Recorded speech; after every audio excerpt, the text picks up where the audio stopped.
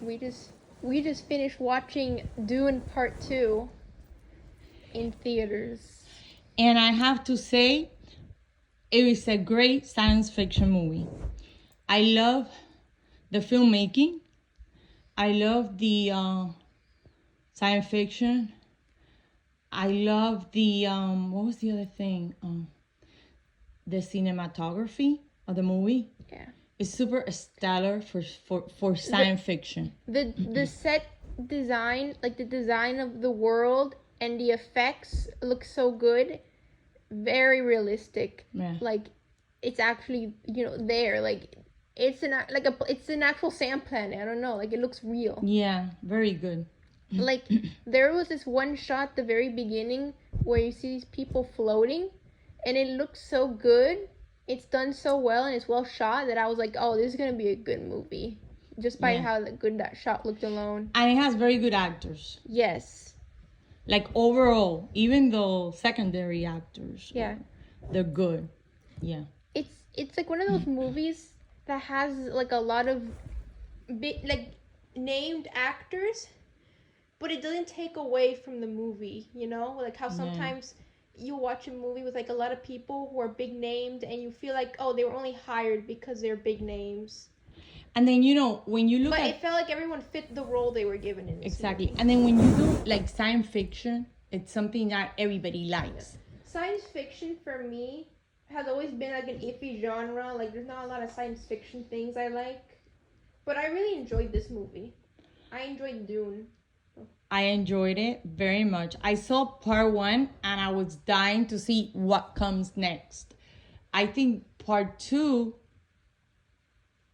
it's very well done. Would you say part 2 is better than part 1? I like this one better. Yeah. Maybe because I understand better like the role everybody plays, Mm-hmm. And then there's a lot of cliffhangers, and then there's a lot of revelation, like why a lot of things are happening that I didn't understand maybe on part 1. Yeah. But then you start unwinding and understanding in part 2 a lot of the things that happen in 1. So yes, I liked it. Yeah. I liked this more because it definitely it's a good movie, but I feel like it feels more rewarding considering all the build up from part 1. So I feel like it wouldn't have been as good without part 1, Like Right. It needed to. Plus the books, from what I've seen, are very long. Like they're very big books, so you kind of need to separate them if you want to adapt them well. Something that's because I have read about that, and that's what they say. They had to do 2 parts in order not to lose, the anything. So it makes sense because it's kind of complicated. Yeah.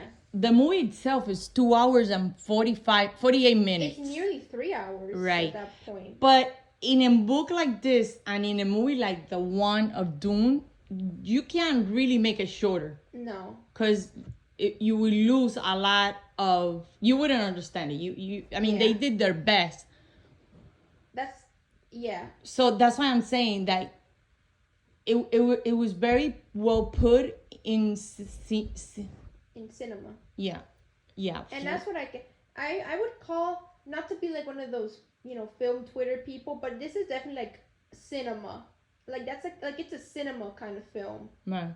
Like, people say, oh, you gotta watch this on the big screen to get the experience, and I'm just like, oh, whatever. I feel like this is one of those rare movies, considering how much effort is put into like the world building and how it looks. It's definitely something you don't have to watch it on big screen in a movie theater, but I feel like it's more. You would take more. You would get more out of it if you saw it on a big screen. Yeah, it's one of those movies. And also, if you're a big fan of Dune, like if you really like it, I read that they have the script for the 3rd. Yeah. But in order for them to start filming, they're gonna wait and see how this one does. Mm-hmm. So it pays off, like going and giving it a little support. In that way, we get to see what happened next. Yeah. Because I liked it. I really liked it. I also like you know, in most of the movie, the bad guy, like the bad one, Yeah. it takes center stage. Yes. In this movie, if you notice, In this, we're probably gonna have to get into spoilers, you know. Right. But I guess it doesn't matter if you probably already read the book or you know just know the lore. But in this movie, near the end, we learn that one of the main bad guys, which is like this. I don't even remember what they were called. I think Baron, wasn't that Baron? Yeah, it was Baron something. I think we're Harkness or something was what it was called. It was Right. called, right? Right. I know it was Baron. It was Harkness or Arachnus. You see, we're not big. With names. We like the movie, but we're not good with the names. Right. Him, the guy who has like this life support machine. Baron. Yeah, Baron. Baron. We learned that he's The grandfather. The grandfather of the main character, Paul, because he's the biological father of his mom. Right. And But his mom didn't know until this movie. No, she didn't know that until she took the elixir, the water of life, or whatever it was called. Right. So that's like a big twist. And then he kills him before he kills him, he calls him grandfather. It's like to reveal it to him before he died. Right. And then at the end, his mom takes like the throne of the main. She takes the throne of Reverend Mother, which is like these, I guess, women that read their mind, who can read their minds and see the future and stuff. Right. Then spoiler alert. Another spoiler. There's a lot of spoilers. What's the name of the girl that they in love? Chani, played by Zendaya. Right. Because at the end, he has to make a treaty to marry to make a peace treaty and I guess to form an alliance. He takes the hand of this princess played by Florence Pugh. Mm-hmm. Who isn't really in the movie much. She No. doesn't really have a big, but she's just kind of there for that moment, really, to build her up. And as she didn't do much. Right. But I'm sure that she'll play a much. Yeah, I'm sure in later movies she'll play a bigger role, but she didn't really do much in this movie. And Kathy Bates is the main. Is it Kathy? Yeah. Are you sure? I'm sure she's the main matrix. I think that's how they call them. The one that can read the mind for the king that loses at the end. Yeah. That she's being trained. The girl that you just mentioned, the one played by Florence Pugh, like training her, right, to be the future princess, because I think she knows. Because I think she knew it was gonna happen or right. something. And what else can we say? I mean, I like the movie, but there's a lot that it gets. There's so much to talk about. Because he also. The bad guy, one of the other bad guys that we learn is his cousin. Like, he appears later on in the movie, but they have a duel at the end. Yes. But it's... Continue. But he makes... So I could get the names. Okay.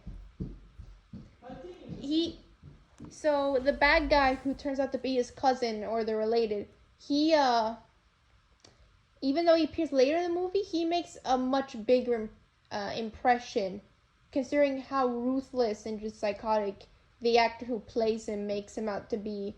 And I thought that was a very good performance from that actor. And we got a cameo from Anya Taylor-Joy because she plays a future version of his sister who his mom is pregnant with. Yes. So I mean that. Which maybe in the third movie they'll establish that more. But now the baby she's pregnant with, who's his sister, is like a sentient fetus and like wiser beyond her years, just like a sentient because she took that elixir, the water of life, while she was pregnant, and it affected the baby she was pregnant with, you know. Right.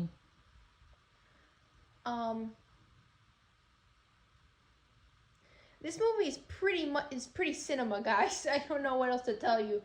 I feel like we're just all over the place because it was just so good. I can't get my thoughts straight. I don't know where to start.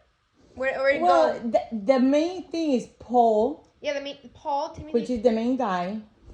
He unites with Shani. Yeah, no, the whole movie's like his character development to becoming like. And he becomes part of a group called Femen. Yeah, something like that. Freeman. I'm sorry, Freeman. Yes. And these Freemans want revenge against the Empire, I guess, because they felt they're under. Yeah, but the whole movie is like him learning, being taught by them, and learning their ways and gaining their trust. So then they become part of his, you know,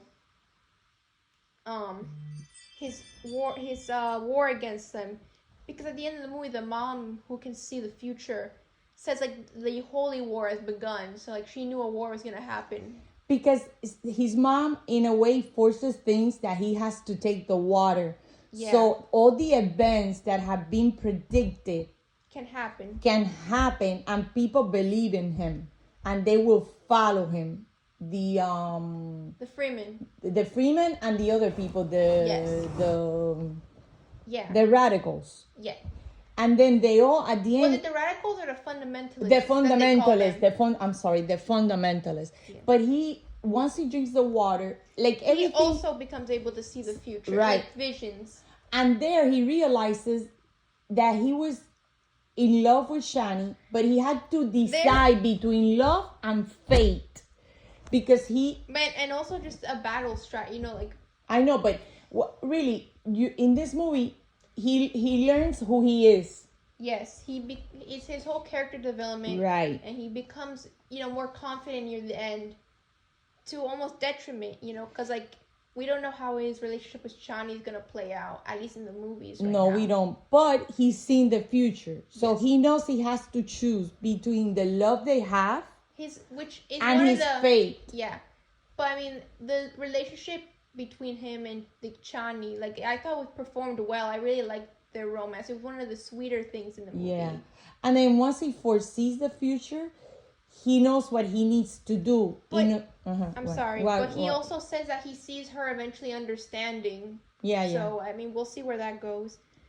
But he takes, and I mean that's gonna be the marriage to the princess. That's gonna be like a marriage in name only. Because that's more like as a strategy alliance thing than an actual. And he even tells her, he says, I would always love you until my last breath. He tells that to Chani, the Zendaya character. Yeah, because he was very much like his father, and that's something the king. Yeah, because his father was also in love with his mom, because he tells him, the reason why I didn't want your dad to rule is because Christopher Walken says that to him at the end. Right. I didn't trust your dad to rule because he trusted his heart. Right. But in a way, he looks at him like saying, now I do know you could rule, because he had decided, between love and his faith to save the world. Yeah, and he was willing to marry someone even if he didn't really love him, for an alliance. For an alliance to save and foresee what was coming. Yeah. And that's when Christopher Walken kneels and kisses the ring. So that means that and then the rest of the. And then like she walks out, and then we don't know what she's gonna be doing until the pretty end. Yeah. When we see him attacking all the royals. Yes. Because he's gonna have to eliminate, because none of them wanted to follow him. So that means that a new era is gonna start. Yes. But the movie's good. I mean, I liked it. I really liked it too. Wait, which was your favorite performance? Oh, I like Paul. What's his? Timothy Chalamet. You thought he was good? I thought he was good. I like him. I think he was great. Oh, someone that was funny was the Spaniard, the actor. I told you he's Spaniard. Javier Bardem. Yeah. He played her dad. I think Shani's dad. I think maybe he follows him to the end. Yeah. Well, Ethan Hawke makes an appearance as a character from the first movie halfway through, and he does a good performance. Yes. Another, I'm sorry, what were you going to say? No, go. Another good performance, at least from one of the newer characters, was the nephew, the younger one, that becomes the new leader of the attack. Like the psychotic one. Right. I thought he did a good performance. I think so, too. As, like, someone very intimidating. The one who dies when he fights Paul at the end. Oh, yeah, the cousin. Yes. I thought his performance was very good, too. Does Jason Momoa, the one that does Aquaman, works there? I think he was in the first one. Oh, okay. I don't know if he was in this one. No, 'Cause I don't didn't think see he him. was in this one. The guy who played the cousin Paul Feist at the end is played by Austin Butler, the same guy who played Elvis in the newest biopic. Really? Yeah, look it up. Oh, I didn't know. Austin Butler, I think is his name. But I also thought Rebecca Ferguson did a good performance too as the mom. Oh no, yeah, she's great. She was great. She delivered. She played very ambiguous as to what her intentions were, and just like intimidating and cold and calculating very well. Oh yeah, she's great. Yeah, and during the movie we were like, is she like turning evil? We didn't know. We don't know, but wondering. She did good. She was very good. Let me tell you. And I'm gonna tell you something. You know, I always look up the movies like those Rotten Tomato or whatever, and it's gone good. It has 90-some%. Yeah, I can see this movie doing good. It was a really good movie. I mean, one of the only things I could really complain about, and it's not even really the movie's fault, it's more the source material it's adapting, is how long it is. Because while watching the movie, I was like, there were 3 ways this movie could have just stopped abruptly, and it just kept going. And we were like, it's gonna stop the moment it does stop. It's gonna stop at the worst time, at the worst moment. We knew that because it just ends on another cliffhangers for a part 3. But like, yeah, the movie went on. As we said, it was a 3-hour movie almost, and it went on for like a long while. But again, I don't really fault the movie for that. It's more the source material. I mean, but really, think about it. What in the movie you could have like cut to make it shorter? Yeah, that's what I was saying, you know?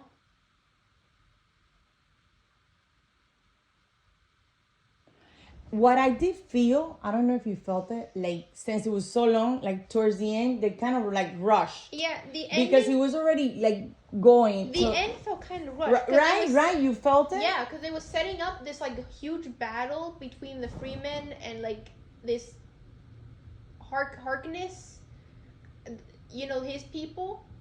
Like it was setting up this huge fight, and then when we get to the fight, we only see like a couple people like stabbing each other, and then it just cuts to the inside where they already invaded. Like they already got there, and then they invaded, and then they murdered the Baron, and that's it. And then it just ends. And then we get the duel, and then that ends too, and then that's it. It's like, okay, we did all this setup, and then that's it. Yeah, right. Like they rushed the end, I think, and then the end was kind of abrupt. Like, and the ending, it was like when you erupt, like you abruptly end something. Yeah, abruptly end it. Okay, what? I go, oh my god, no! And the weird thing is that even though it was short, the big battle was well shot, and it looked like maybe there's more, but I guess maybe they cut it out for time, at least in the theater version. But I was like, this could have been like the best shot thing in the movie, even though it was already a well shot movie. But like, this could have been the best thing, and then you just show like 5 minutes of it, and then we just immediately cut to inside where you already invaded and murdered the guy. Like, okay, all this setup was anticlimactic, I guess. I found it like really good. The science fiction was excellent. The filmmaker, I love it. I also feel like because it's based on such a long book, and even then, even if you spread it out into parts, you still have to cut some things out. I feel like they hired a lot of big name actors for nothing, because ultimately their characters didn't have a lot to do. Like, for example, Florence Pugh and Christopher Walken. Those are big name actors. But like, their characters were barely in the movie and did almost nothing till the very end. Mom.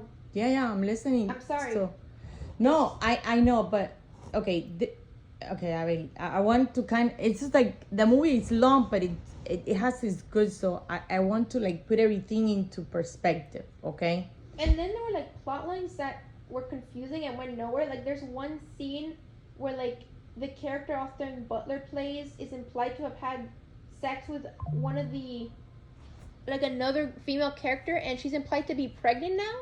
and that's just like never brought up again. Like, what's going on there? Is that gonna come back in the third movie? I think this is what's gonna happen. The movie starts boring, a little slow. Then it picks up completely.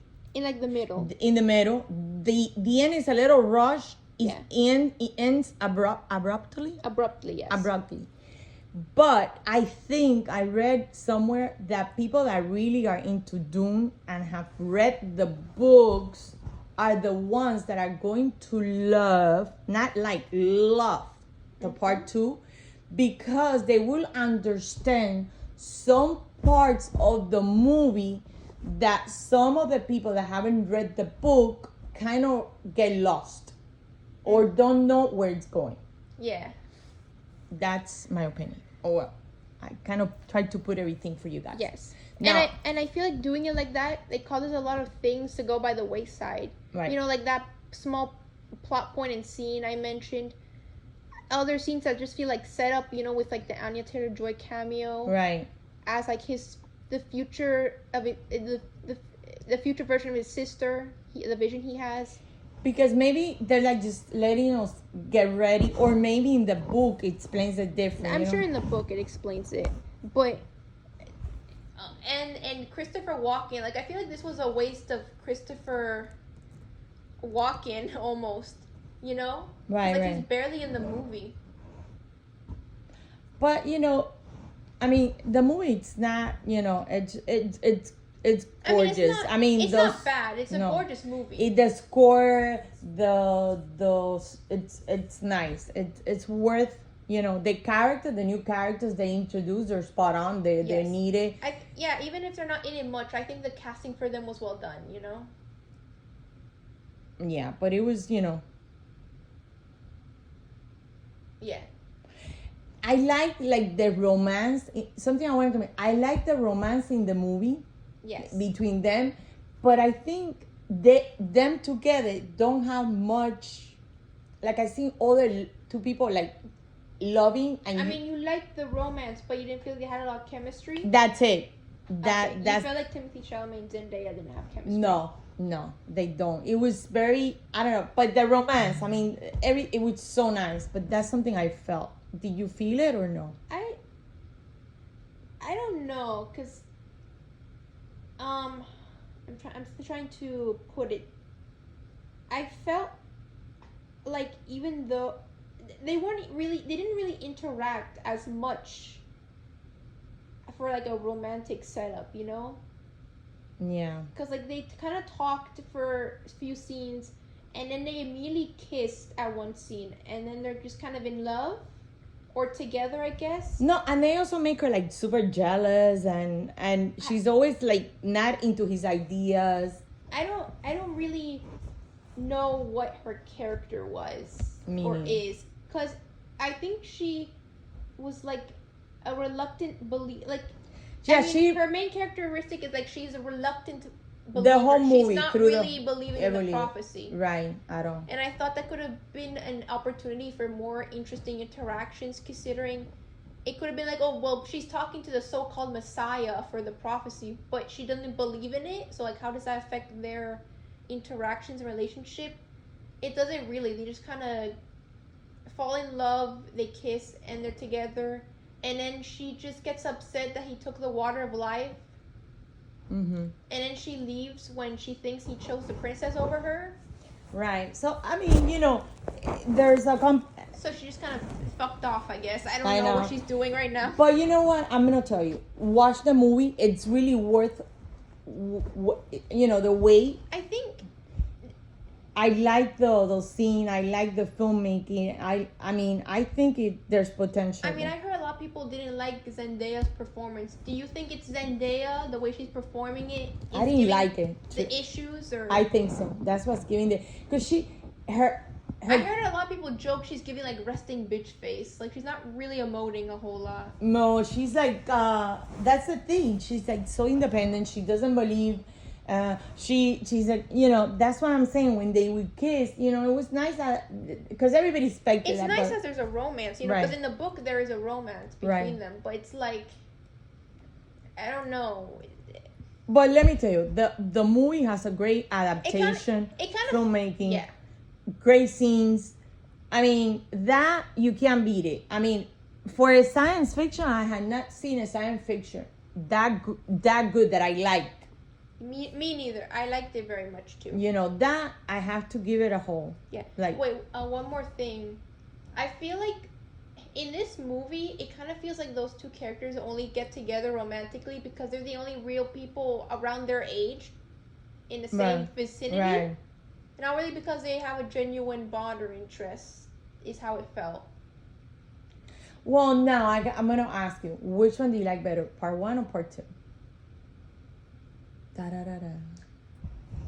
This is hard because I feel like a lot of the things in part 2 wouldn't have been as good or paid off if it weren't for part 1. So like the two movies are interconnected in that way, so it's kind of hard to pick a favorite. Well, I'm going to pick my favorite. Not to make it hard. Okay.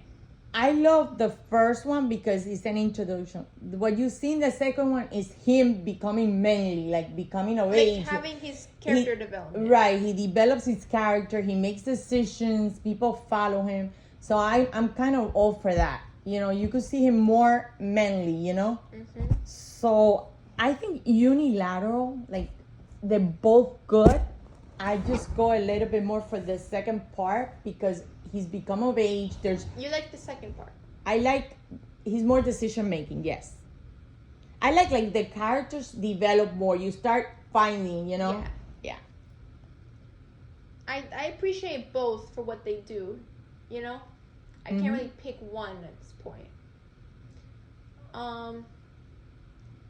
But is that all we have?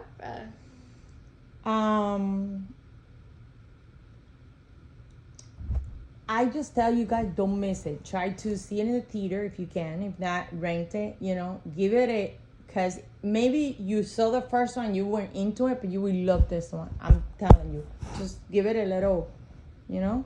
Yeah. So I think that's pretty much, you know.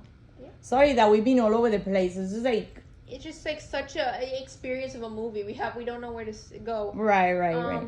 And this is kind of our first science fiction.